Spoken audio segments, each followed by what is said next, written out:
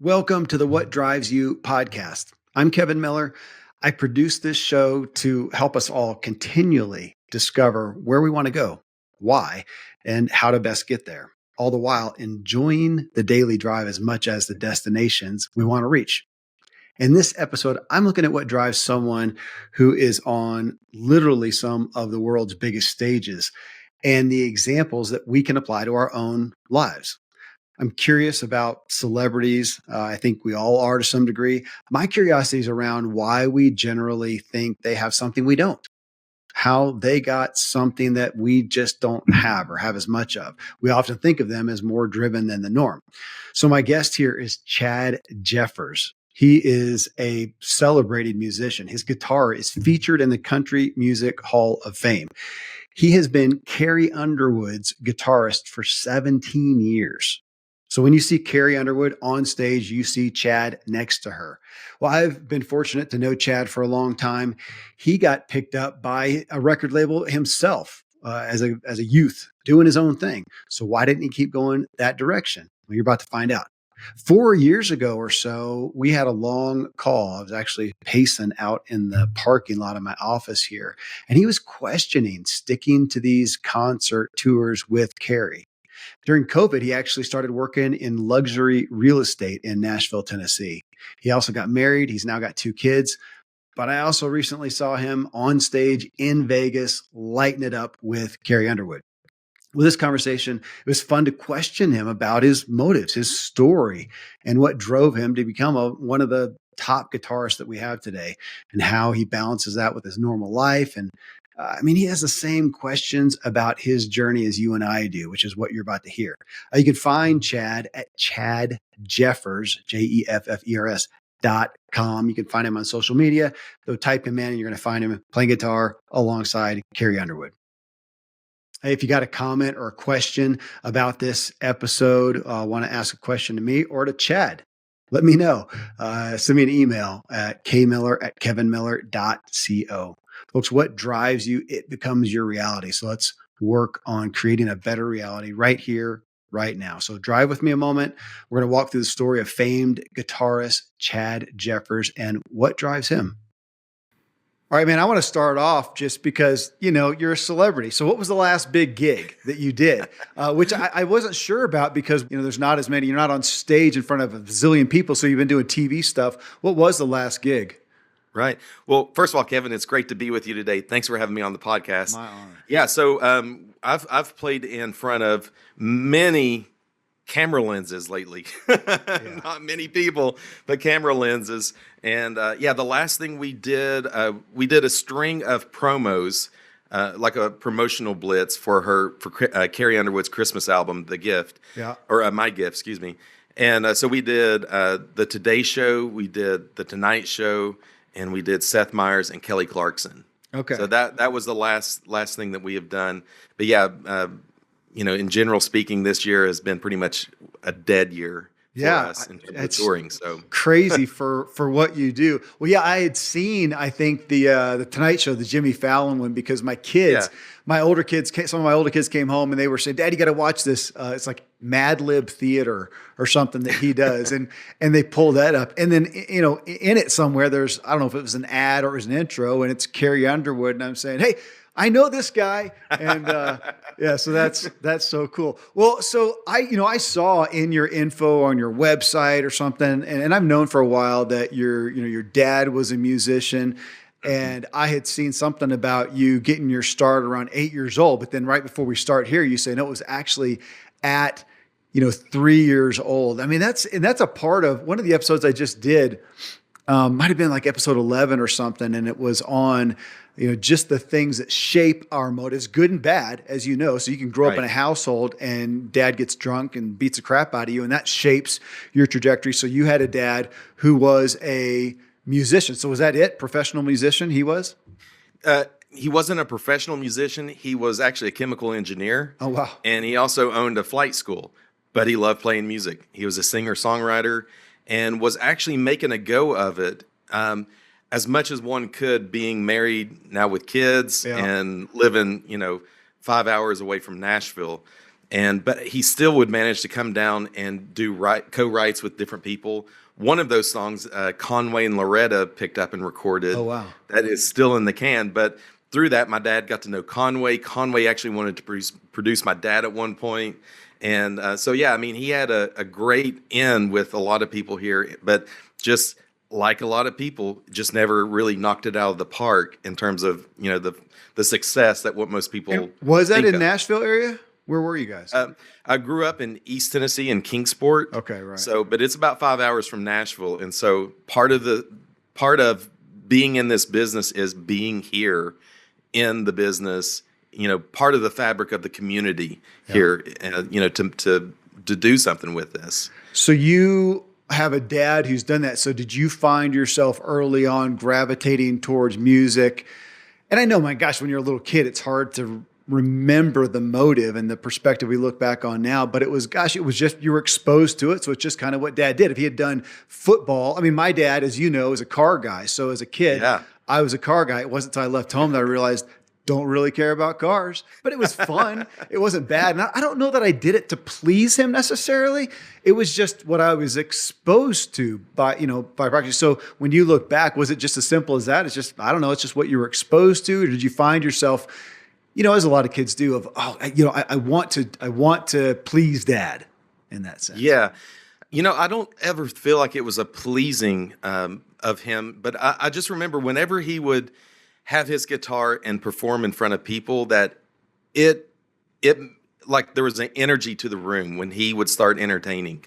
And from a young age, I remember that. And I remember getting my first toy guitar. So this wasn't a real guitar, it's just a toy. Mm-hmm. I still actually have it.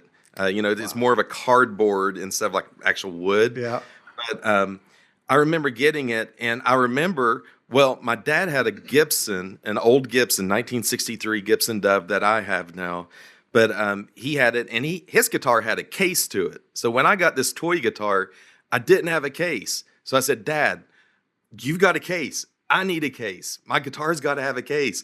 He's like, oh, God. It's almost like, you give your kids a toy and they play with the box. Yeah. This is kind of one of those situations. Yeah. So anyway, he took the box that the guitar came in, just a regular, just shipping box. And he sealed the ends, and then he actually cut it out, made it look like a guitar case, put a rope handle in it. And so that was my case. Because I saw that, when he traveled, he carried his guitar in a case. And so that was a big deal to me.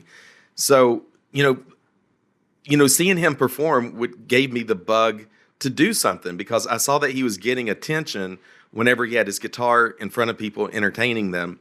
And, talking about memories, this is one of the first memories I have of, being around is, I wanted to go and perform with him at one of these little banquets that he did. I'm talking, probably 25 or 30 people. It was in a banquet hall, so it was like in a horseshoe shape, the tables were and everything, and he was in the middle. And at one point of the show, he said, well, I'm going to bring my boy up. So I came up, and of course, I'm 3 years old. I'm just banging on this toy guitar, thinking I'm the stuff. Yeah. And all of a sudden, I realized that someone throws something at me. I'm like, okay, I'm 3 years old. I don't know what to think. Then someone else. And then someone else. And I look down, and there's dimes and nickels and quarters. They're throwing money at me. And so I would be banging on the guitar, and then I go down, pick up a coin, put it in my pocket, bang on it some more, and pick up another coin. So that was my first paid gig at 3. Really? That was about $1.35 is what I got. I can't believe you even remember it. I don't remember anything at 3 years old, much less something as pivotal as that. You've got, I think I saw you got a brother. Do you have other siblings? I do. I have one older brother. Yeah. And I remember we stopped at a convenience store on the way home, and my brother's like, hey, can I borrow some money? I want to get some gum. I'm like, no, I earned this money. Did he pursue music? He did. And he's a professional musician as well. Oh, wow. For a country artist named Joe Nichols. And playing guitar? Playing bass, yeah. Didn't know that. Interesting. So so it's interesting you use the word attention. So you realize you're getting attention. But even that, I mean, to see your dad, and you said you felt the energy in the room. Man, I get that.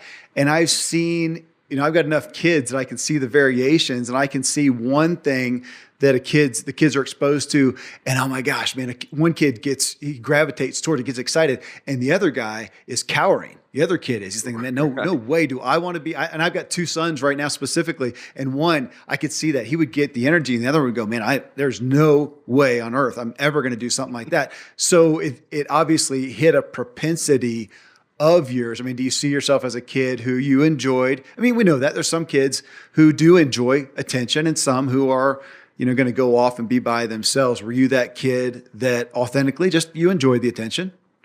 I did, but I always wanted the attention through music. I never was really like an outcast of a kid, just causing trouble just to get the attention or do anything along those lines.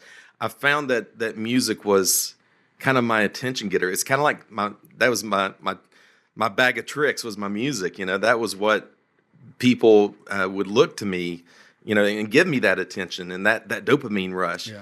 And it really came to me whenever I was 8 years old and I was playing drums. My brother was playing piano. We were backing my dad up.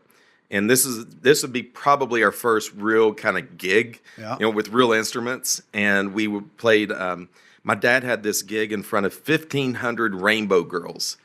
So Rainbow Girls, it's like a women's, like a young ladies fraternity, like 13 to 18 years old. Yeah. I'm 8. My brother was about 11 at the time.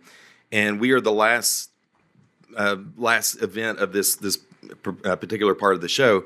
And so when we finish, we ended the last note, and the next thing we know, the girls are coming out of the stands, chasing my brother and me into the dressing room.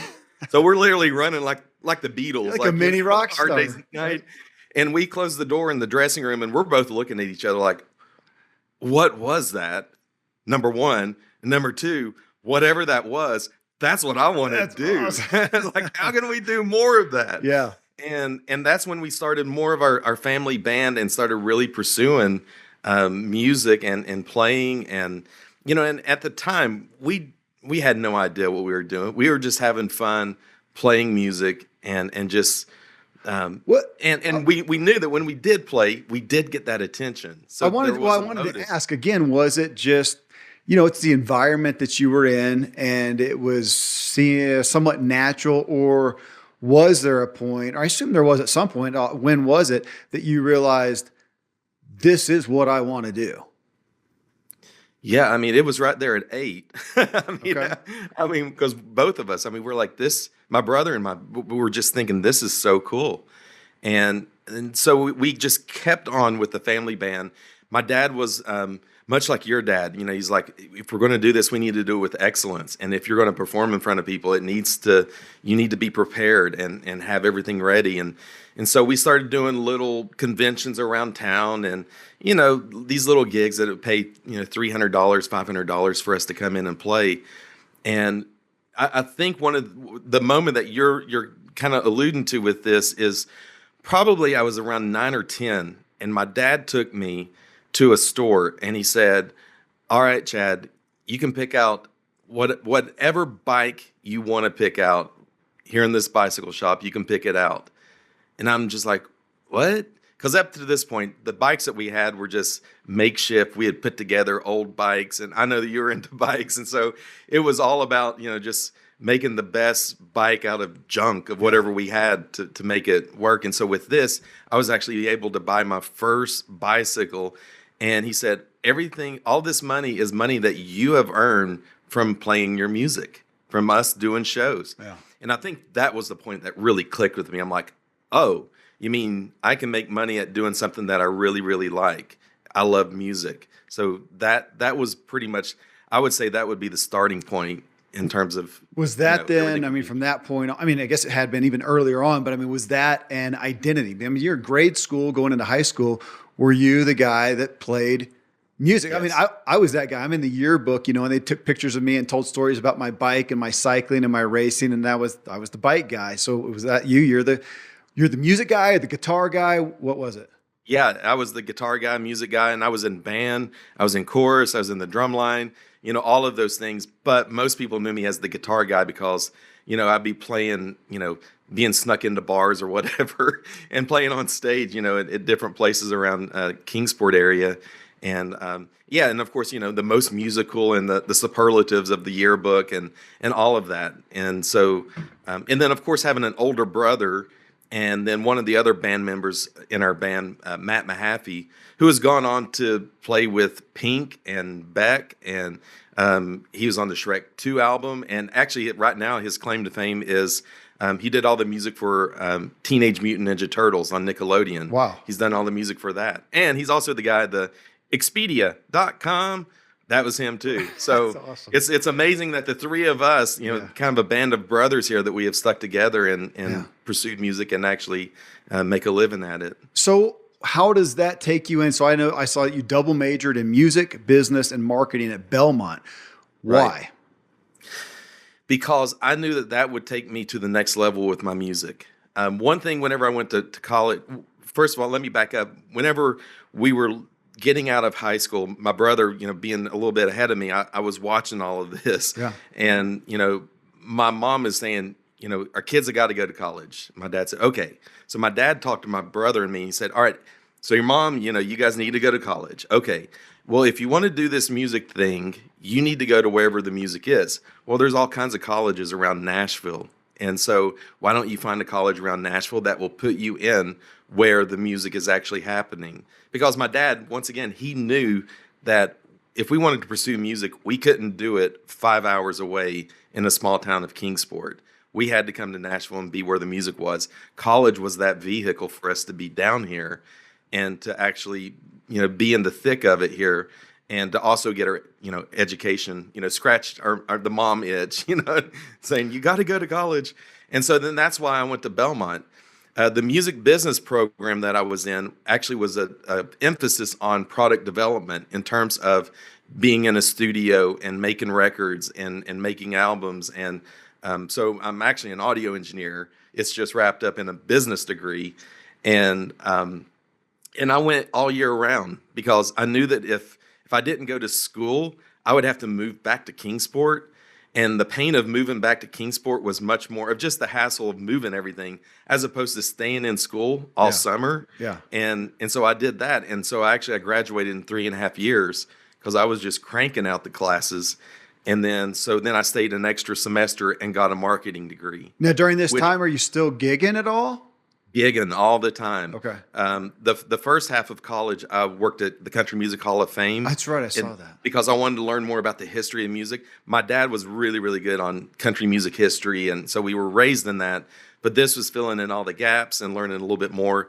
The second part of my college career, I was working for Reba McEntire. Yeah. At her Starstruck Entertainment, which is studio management, publishing. She had everything in-house, and I was the mailroom clerk. Nice. So I got to know everybody in the building. And even to this day, I still work with people that I worked with as a mailroom clerk, like some of the publicists and different people. I still see them from time to time. So at this point, you already said country music. So was that kind of by proxy the genre that you were in? Okay. And then it was, yeah. Were there any specific artists that you were looking at that point saying that's kind of a path, a flavor I want to emulate? Yeah. I mean, as a musician, we always have a palette of different sounds and different artists that, that we want, you kind of take a little bit from this artist and take a little bit from that artist, and you put it all together into your own sound. So I've always been looking at different sounds, and my primary instrument is guitars, and more specifically slide guitar, so dobro. Well, one of my favorite musicians is Chet Baker, who is a jazz trumpet player. So it's the farthest thing from being a dobro player, but I just love the way musically of how he presents himself. Well, so that was a question. Are you looking at that point? Are you looking at specific musicians? Playing instruments? Are you looking at the lead singer on stage? Are you looking at the bands? I mean, what was that draw? Because I know you had the group Pin Monkey, so Yes. you're out there doing that, and at some point, I assume you chose. Give me that. I mean, as we're looking at that, I mean, I had that in my pro cycling career of directions I thought I wanted to go, and then I ended up for whatever reasons going different directions. In that career before I even left it. And so, what was the pathway there, or the vision, I guess, and how did it morph? Well, and so with the Pin Monkey part about it, while I was in school, I would take all kinds of opportunities. I would always say yes, and but everything was always for my music. So, hey, will you do this? Like one of the jobs I had was delivering billboards, but back before, obviously before internet. But I would take the billboard magazine to the record execs before everyone else got them in the mail, and so it was like a special thing. So I got paid $50 to do it. I did that just so I can get into different record labels and just, they see me, I see them. Yeah. And so everything I did was, how can this benefit my music? And one thing about, I'll just back up about going to Belmont, so many people would say, oh, that's great. You're going to go get a degree. And that's something you can fall back on. Right, of course. If your music doesn't work out. And that's why I asked. Yeah. Yeah, that used to get under my skin so much because I'm like, look, I am not going to school to fall back on anything. I'm going to school to augment everything I'm doing in my music. Everything I'm studying is going to help me with my music career. I don't want to leave this pathway or this segment of life, but just to jump ahead, as you are, and you have been for a long time. I mean, we've known, for as long as I've known you. I mean, gosh, we talked a lot. You were looking at doing more of the, if I can call it, consulting with other artists and musicians, because that's the story that you see. That would be the movie depiction. The kid's over here in little town, whatever. He wants to pursue music, so he gets a backpack, hitchhikes into Nashville, and sleeps under a bridge. Right? Right. Okay. So as you are counseling, guiding, mentoring these other musicians, do you gravitate towards that side to say, hey, instead of the consummate little movie story of sleeping under a bridge, why not, get a job in the industry, go to school in the industry, get educated? Yes, 100%. And for me, it was never falling back on anything. It's moving forward with everything that I've got. It's tools in my tool belt. Right. And so, having a business degree and being a musician, a lot of people are like, well, that's kind of unheard of. And it's like, okay, great. I'll take that. I'll take whatever the norm is. If that's not what everyone's doing, I'll take that. And, because that's just more tools in the tool belt in everything that I'm doing in music. So, well, and with that, you said you're an engineer. I mean, and you've been doing this for, again, as long as I've known you. That's part of your business is you're doing. Actually, just go ahead and speak to that. Again, I'll come back to this. Sure.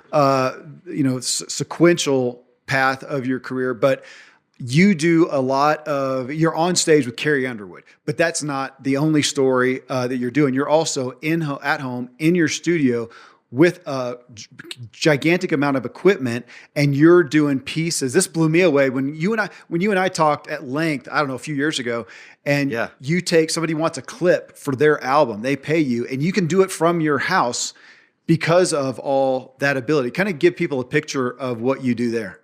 Yeah, so it's basically internet recording, and I'm actually, after this interview, that's what I'm doing today is knocking out a couple of songs. But people send me tracks from all around the world. So what I mean by tracks is basically someone records a song and they want some instrument that I play. So dobro, lap steel, pedal steel, guitars, harmonica, saxophone, whatever it is that they need, they can send me just the tracks. And then, like you said, I have my own studio here that I can import their tracks, and then I can record all of my tracks and then send it back to them, and then we secure payment. Okay. And so that's especially this year, that's what I've been primarily doing in terms of music is doing internet recording for different folks. So I've got a good friend, Scott Stearman, renowned artist. He does, you know Scott, but he does these life size and beyond bronze sculptures. And he was asked by a guy, Jimmy Gibson, who was a part of my Free Agent Academy years ago, just brilliant branding guy. And Jimmy said, just to try to round out Scott's brand, it was his exercise. He says, Scott, how would you do what you do? He was trying to boil down what he does aside from I sculpt. He said, oh, no, what's the deeper thing? How would you do what you do if you did not have hands? If you did not have fingers? And it was really profound for Scott to think, gosh, how could I do what I do? What's the essence of what I do? To that, there's so much of what you could do. Well, same thing. All of a sudden your fingers are gone. You're not playing up on stage with Carrie Underwood, but my gosh, your ability to do music and to connect with people and connect with, your art out there, you could do in so many ways. You've rounded that out. Yeah, and I mean, and that's, to me, that's a very purpose-driven life for me Yeah. in terms of, being creative and being of service to other people. Well, Um, well, so going back then, so you're going to school, you're doing this, and at some point, you launched your own songwriting and performance career in Nashville. And at that point, did you think, okay, I'm going to be, lead singer, or I'm going to have a band that I, front, or I'm spearheading? Was that kind of the direction at that point? well, it was actually one of these menial jobs that I was taking that the guy that I was working with, he works for Alison Krauss. Okay. And so he knew a lot of different singer-songwriters here in the Nashville area. And he said, hey, he goes, a buddy of mine is playing at the Bluebird and he needs a dobro player. He said, look, I've never even heard you play, but just give it everything you're saying, you sound legit. So give him a shout. So I called him, went and played the Bluebird with him, which is a very historic. I was going to say, if people are hearing songwriter. this and you don't know the Bluebird, type in Bluebird Cafe, and Yeah. I don't even know what to compare it to, but it's Yeah, a it's a story and very- legend. Yeah. Yeah, it's a very historic place here in Nashville that songwriters go to. A lot of people in the industry go to. But so we started playing there, and then we started doing more writers' nights, which here in Nashville, a songwriters' night is basically where songwriters just get up and they play their songs. And literally, pre-COVID, there's 50 different songwriter shows every night of the week. You can go anywhere and hear songwriters. And so he and I started doing these little songwriters nights. And then we started adding, my brother played bass. And then we eventually got a drummer. And then we started going more for the record deal, which back in those days, in the early 2000s, getting the record deal was like the ticket. I mean, once you got that, then you're on your way. And so that was how we got the deal with RCA, is we just kept playing around town and trying to build a buzz. And then we started recording, and my parents, they had a bonus room that we set up as a makeshift recording studio, and we just took it from there. So tell me, to think back, and I know it's not always the most clear thing, but to think about what was good and bad, healthy, unhealthy, whatever. What were some of the drives? Was there the joy of the applause, the getting the attention, the affirmation of the applause? Obviously, was it trying to make a buck? Was it did you have your own level of personal achievement you were trying to fulfill? I think it was probably all of those, but when you look back, were there some times when some was stronger than the other? Yes, for sure, on all of that, actually. But being a band, especially there's only four of us, most of the time, we were a unit and it was a team.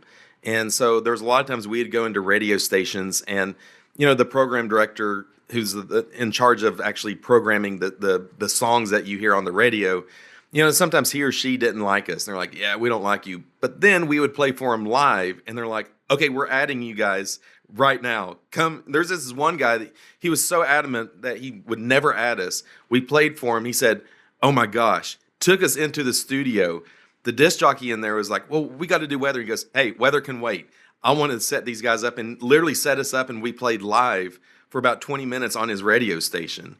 And That's awesome. those kind of victories, I mean, that, obviously we didn't get paid anything for that, but there was something so much more for us to know that we went in and kind of conquered. We went in and flipped somebody that did not like our music, that we got them on our side. So there was those kind of victories. Keep going through the fruition then of that band. So was that the primary focal point from the time you left school to signing on with Carrie?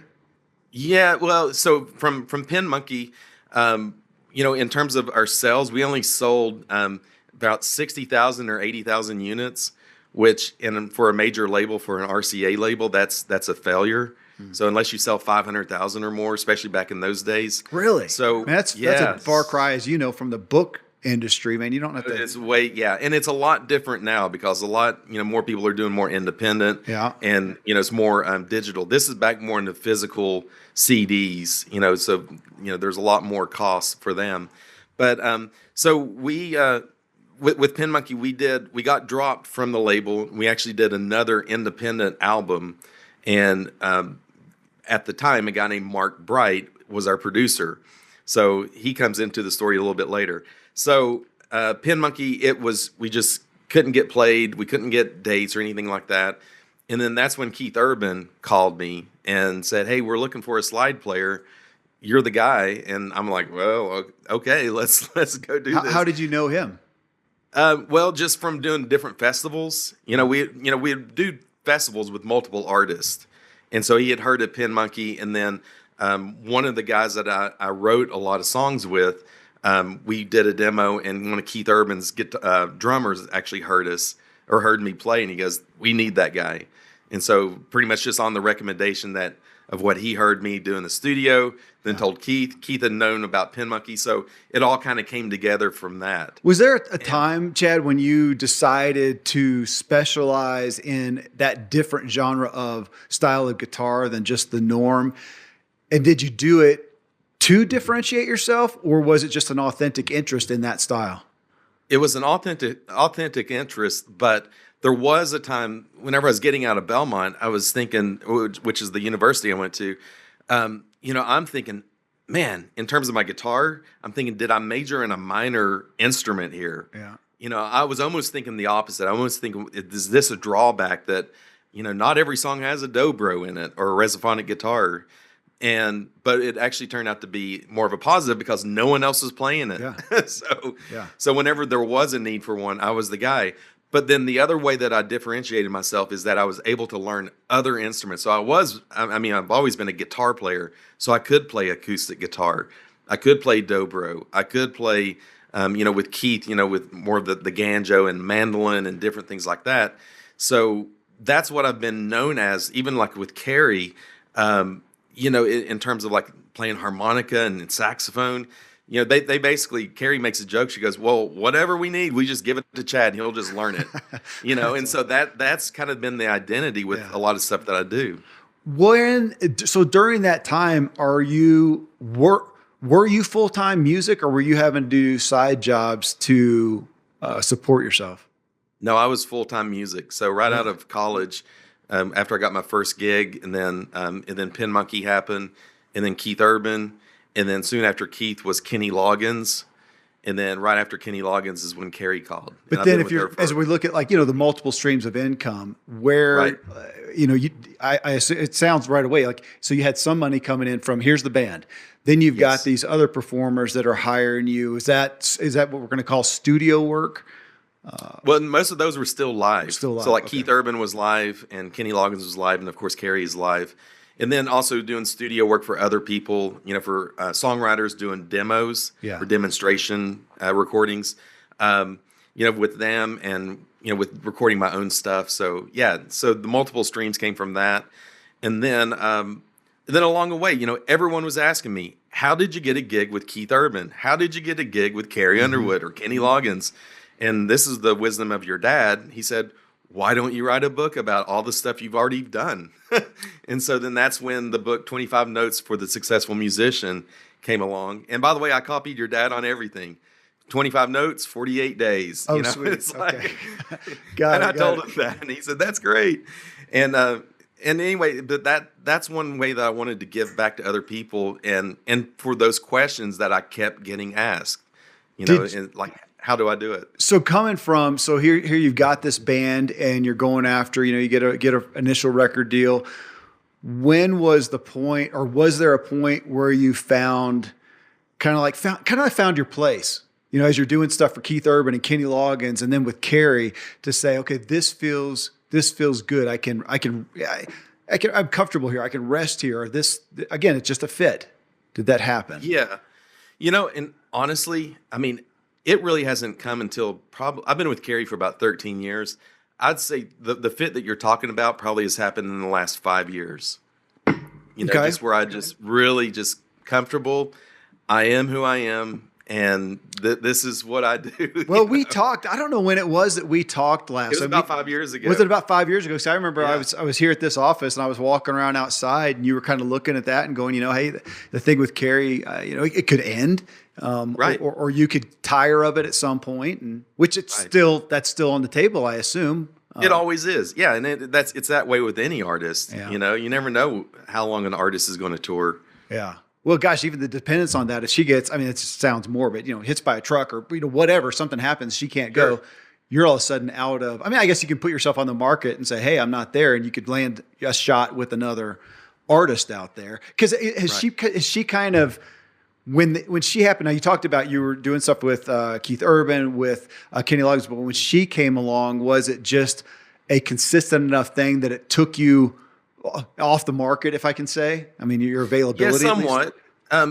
Yeah, and I mean, I came highly recommended to her from Mark Bright, who is the guy that was our producer with Pen Monkey, and in talking with him, he's just like, if you want to attach your train to a good choo-choo, this is a good one. Yeah. Because Carrie at the time, I mean, she was still new. She had a couple of hits, Jesus Take the Wheel, and a couple of other things, but it was about to just go to a different level. And for me, there was something exciting about that. And I thought, I want to be involved with something of that, and be part of that team.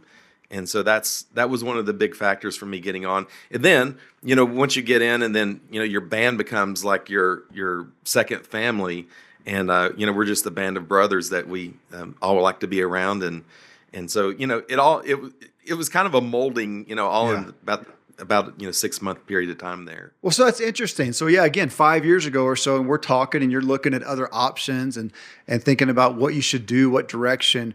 So what happened then that triggered that feeling of I'm in a good place? I can rest here somewhat. I think it's just, I think part of it maybe is age, and part of it is experience. And those are the two things that most people don't ever want to hear because they want the fast thing. Sure.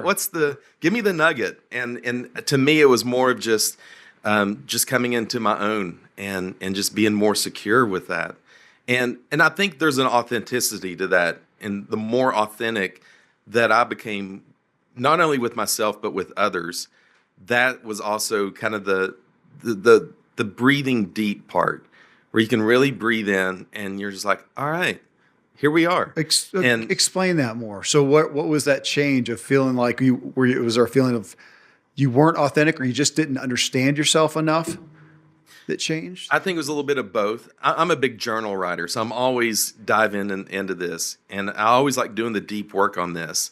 And I think a lot of it for me was just, I don't know, it was just being more authentic. And sometimes, in our business, it's really easy to have a facade. Yeah. And, it's easy to have like a persona.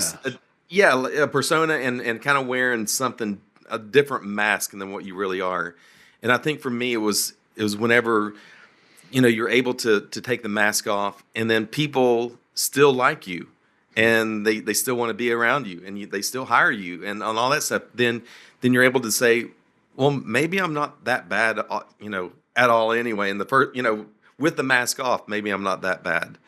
And then I think it was from there then, because I remember when you and I were talking, I was about to turn 40, and you're like, so what does the 40-year-old and Chad say to himself or whatever? And my whole thing was, I want to dream again like I'm 10 years old. I don't know if you remember this conversation, but I was like, I want to dream again, because at that point I'd hit all of my goals. Yeah. I'd toured the world. I'd played all the Sydney Opera House. I've played, the Grammys. I've played,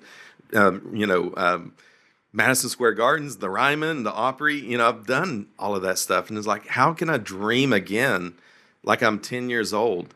And I think maybe that was part of the, now that I'm thinking about it, maybe that was more of the authenticity of like, let's just be a little more vulnerable in how we act. Last year, pre-COVID, how many days were you on the road? Last year was our busy year, it was the Cry Pretty tour. So we were gone probably, I don't know, over 100 days, 120 probably. Yeah. How does that craft your relationships? I mean, it's tough. The nice thing with Carrie, she has 2 small boys now, and in terms of the touring schedule, last year was a little bit different than what it normally was, because she a lot of times will take her boys with her everywhere we go. So it's a little more concentrated on our dates. So we would go out for maybe 3 weeks at a time, then come home, and then go out for another 3 weeks, and then come home. So it wasn't necessarily like here in Nashville, we call them the weekend warriors, where they leave on a Wednesday night and they're gone Thursday, Friday, Saturday, Sunday, and then they come back. Yeah. And they do that all year long. Whereas we did more concentrated times, 3 weeks at a time, home for a couple of days, out for 3 weeks. I know there's so much it's difficult. There's so much up in the air right now, but at this point, do you expect that, when this ends, which none of us know, you'll go back? I mean, you'll be back with her for, however long you feel like it? Yeah. I'm just, I'm just kind of going with, palms open and, with everything that's going on in terms of just the world we're in, I'm powerless over that. Yeah. So there's no reason for me to worry and to try to make any grandiose plans, because we all know, plans for 2020 look a lot different now than what they were, back in February. So for me, I'm just taking it as it is and, just palms open and, if it's music, great. And if it's something else, then that's fine too. Well, and again, back on the multiple streams of income. So you still got, the other business you're doing, like you talked about. As soon as you're done with this, you're going to be back playing a tune for somebody and sending that off. On the 25 notes for the successful musician, you have a lot of energy, towards that, and a lot of, where did that birth? Because obviously you've got this knowledge, you've got this experience, you've got this wisdom, you've been able to use it for yourself and for your own gain. Great. And so you go on. When did you come to a point of going, no, I do want to try to impart? Was it a, hey, I've been given X, I want to pass it on? Was it a, kind of that angst for people and seeing them just fail, who've got good things to offer and fail? Mm-hmm. What was the impetus for that? It was a little bit of a combination of those things. And it is painful to see people, there's a lot of more scams kind of folks in Nashville where they'll take people's money and not do what they say they're going to do in terms of like recording something for them or helping them out in their music career. And for me, I wanted to do my part to right some of those wrongs, and to help guide people into not wasting their money and to, give everyone a good shot at being in the music business. Well, and I'm curious about the business part of it. So you, again, went and learned the business of it, but even on the, back when I was cycling, I remember when we became cognizant of it, probably in our own maturity and wisdom, and we realized we'd see people, especially younger kids, and go, oh my God, that's one of the most talented athletes I have ever seen in my life. And yet realizing that they'll never make it because they can't get their crap together, either from So I'll ask you, on the artist side, do you see the downfall? So I'm sure you've seen that. Here's somebody who's just wicked talented, just obviously shines. And yet you see that, or, have that inkling that they're probably not going to make it because, is it side generally on the downfall of they can't get their personal life together, or because they don't understand the business side?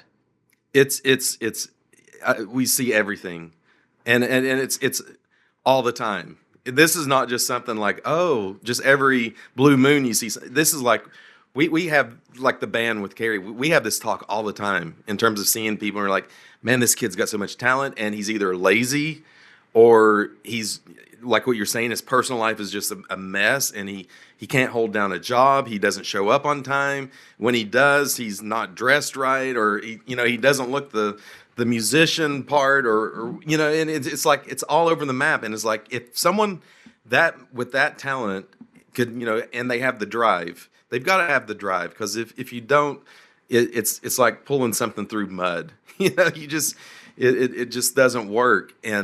But if they've got the talent and the drive, it's just, I wanted to help steer someone in the right direction. And, this is not like a magical book. This is still, it's about work, and it's about doing the right thing. And it's about, putting yourself in a position of where you can get, quote unquote, found or lucky, however you want to look at that, but being prepared for when that opportunity comes. Because that is, in this business, opportunities can come at any moment. And as whether you're prepared or not makes all the difference in the world. So you've been a full-time musician for what, 25? How many? Yeah, 25 including Belmont. Yeah. 25. how has your, I mean, I know I asked about this a little bit ago, kind of your initial drive, but how has your drive morphed over time? I mean, today, what is that thing? Because you just talked about drive. They've got to have the drive. What's the thing that gets Chad out of bed at this point? I think a lot of it is, in terms of music, is just making great music.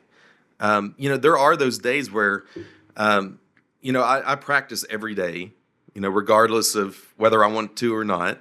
So sometimes it's like, okay, get a guitar. Like where I'm sitting right now, there's 12 guitars sitting right here in front of me. So, there's always guitars around the house that I'm grabbing and playing. And when I listen to something, if I hear like a cool lick, I'm like, ooh, I like that.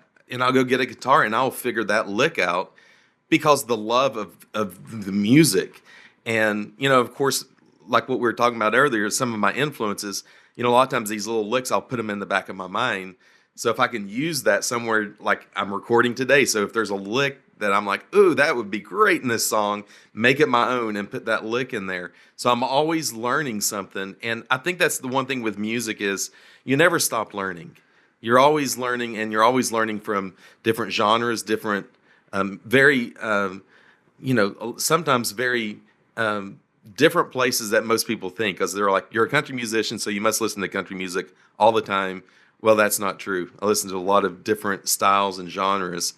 And that's what gets me up in the morning is knowing that there's something else for me to learn, and that keeps me going. What do you think well, I get, you probably know, I mean, to be out there in the music industry, what are you labeled as, defined as? Oh, Chad Jeffers, he's the what? Usually he's the guy that can play anything, anything with strings. Okay. And now it's harmonica and saxophone. Really? I didn't know that. So Yeah. I didn't know those. That's awesome. So you've also now recently, and I'll ask, is this a result of being off the road? You have, I know you pursued or, followed in your dad's footsteps. And now you said your mom was a realtor and you have now started a luxury real estate company. What was the reason for that? Yeah. So, like you mentioned there, my dad, growing up, my dad was music, my mom was real estate. So I could have just as easily gone into real estate instead of into music, but music was always just that burning fire in me. And through the years, my mom, she was really successful at real estate, and she always wanted me to get into real estate, and especially to take over her clients whenever she retired. And it never felt right. There was nothing. I know you talk about motives, and there was never a motive other than financial motives for me in terms of real estate. Yeah. Because it wasn't there. And there was something something that flipped sometime in late 2019. I don't know. There was just something where I started thinking about it more, and I thought this would be something really cool. And then whenever the COVID hit, the lockdown hit, all of us, the live music, everything went away. And I remember sitting here in my house and I was thinking, okay, we're at lockdown. Who knows when this is going to end? So once again, being a journal writer, I wrote from my future self from 3 months ahead. So I wrote to myself, all right, so in the last 3 months, we've been in a lockdown. I don't know when it's going to, and what have I done in these 3 months? I didn't want to be the guy saying, okay, well, I watched Jerry Springer reruns eating bonbons all day. Right. I wanted to have something, a skill set. So I started recording. I, worked on my studio, like technically, doing everything. And then also I got my real estate license. Wow. And with the real estate license, it's 60 hours of work, and it's all timed. So you can't like just fast forward through everything. And so I studied up, and once everything was out of lockdown, I was able to go take my tests, pass on the first time. And then I got with a group called Compass Real Estate here in Nashville. It's a California-based company, but the broker here, I've known him for years and years, and they have a sports and entertainment division. So he works in luxury real estate with sports and artists and songwriters and everything like that. And for me, that was a perfect fit. So my passion of music and being around entertainers and sports figures all the time, it was a great fit. And so it was really good. Today, actually, before this interview, I had a closing. So, things are off to a bang, and I'm loving it. What's interesting is I'm still in the creative and service business because whenever, actually today at the closing, they asked me, they're like, so music and real estate. And I said, what's amazing is my two clients and then the closing broker or the closing attorney. So we're sitting there. I said, the feeling I get right now, this dopamine rush of helping someone, is the same feeling I get when I'm on stage. Yeah. And I know they're two completely different things, but to me, the feeling is still the same. And so then that's when I know that I'm doing the right thing in terms of being in real estate. That's excellent. So that's you intend that to be a long-term thing. So if this were to magically all go away, you go back on tour with Carrie, this is just another stream of income for you. Yes. Yeah. And what's great is the broker, we're team partners. So we formed the Encore Home Group, and once again we cater to sports and entertainment people. So if I'm out of town, he's got my back, and same thing with him. If he's out of town, I've got his back. I want to end on just the helping other artists out there. 25 notes for the successful musician. Obviously, just like in luxury real estate, the celebrities, how to talk that talk and walk that walk and what their interests are and whatnot. And these principles for musicians. Now, I'm sure you could take that and extrapolate that and help anybody with business to some degree. But yes, the musician aspect, if we even put that in I always hesitate to use the word art. We all know that, an artist. You think of the visual arts and the audio arts and whatnot. Now, I think I'm an artist, but it's a different genre. We all have our art. I like that. Thanks for Seth Godin for saying that. We've all got our art. But over here, it is a different animal, man. When you're doing music, when you're doing, painting, when you're doing sculpting, it's such a thing where I think so many people, back to what we were talking about a minute ago, they don't know how to get it out. They don't know how to actually deliver it, and then what use is it if they can't bless somebody, with that? Who is your avatar? Well, first off, if people are hearing that right now who are in that, where do you want them to contact you? You can go to chadjeffers.com. Okay. And of course on all socials, Chad Jeffers. Yeah. And then also I have a course called Backstage Notes, and that's at backstagenotes.com. And that is for someone who is interested in moving to Nashville and pursuing music. Or what's been interesting, Kevin, like whenever you put a product out, sometimes you get not necessarily what your avatar is, and you're like, I didn't see this one coming. Yeah. And so what I've found is that a lot of hobbyists who, very professional people, but they play guitar or play drums or whatever in a band, and they want to just learn more about music and how it all works. And so I've gotten a lot of professional people who have actually been getting the course. So it's been really fun to see that. And so it's backstagenotes.com. And what I did with that, I interviewed some of the top-notch people here, hit songwriters, Grammy Award-winning artists, and asked them very tactical questions, and not just very theoretical, easy for me to say, kind of questions, but it's very tactical and things that really have helped them move the needle in their career. You know what? I want to ask, deviates a little bit from my normal trajectory, but on this aspect of drive and motive, when we're looking at this genre of art, okay, where do you see people most derailed with errant, unhealthy drives and motives? In music with motives, it's chasing the money. People, they're like, hey, I want to make, and what happens with that when they're chasing the money is they start trying to put a dollar figure on everything that they're doing. I'll do this. Will this make me anything? And a lot of times talking about art or getting, I'm going to say more of it's like your art product in terms of like a song, because it is art, but it's also a product. And like any other good entrepreneur, I'm so sorry. Yeah.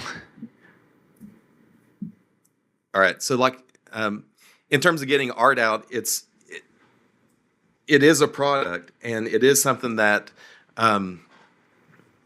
you can't fall in love too much with your product, because then you're reacting emotionally to something that may get you in trouble in terms of putting too much money into it. Yeah. But I would think in terms of a lot of artists, it's chasing the dollar and not making more of a wise decision in terms of the career, making it work. And it's great to see your fruition, to hear about it. Yeah, there's so much that I didn't know, and I love to hear how it transpired, how it grew. Cool to see what you're doing now and that you're flourishing so well. And it's still fun to see that. Yeah, you'll be out there on the road. I dig seeing anytime I see the Carrie Underwood come up on the TV. I know that guy over there. It's really cool, man. It's inspiring to hear. I appreciate you taking the time and coming on here, Kevin, and just sharing the personal side of Chad Jeffers. It's an honor. Well, thank you. It's an honor to be on your program, and I really appreciate it. Thanks, brother. And thanks for all your help. Absolutely. Friends, thanks so much for joining me on this drive. Again, that's Chad Jeffers. You can go see him live with Carrie Underwood. ChadJeffers.com is where you can check out everything else he's doing. If you're in Nashville, Tennessee, he is the luxury real estate dude there now, when he's not on tour at least. And yeah, you got a comment or a question for me. And literally, if you got one for Chad, let me know. I'll get it to him and get a response to you. Email me at kmiller@kevinmiller.co. Thank you guys who have been emailing me and just connecting about what we talk about here. I hope this episode truly just helps you drive further. And most of all, enjoy the daily drive. Thanks so much for joining me on this journey. I look forward to meeting you in the Drive Tribe community for ongoing discussions about each episode. You can subscribe to the Drive Drop newsletter for weekly updates. Find it all at kevinmiller.co, along with all our social media and video clips. Until next time, I hope this episode helps you drive further and enjoy the ride.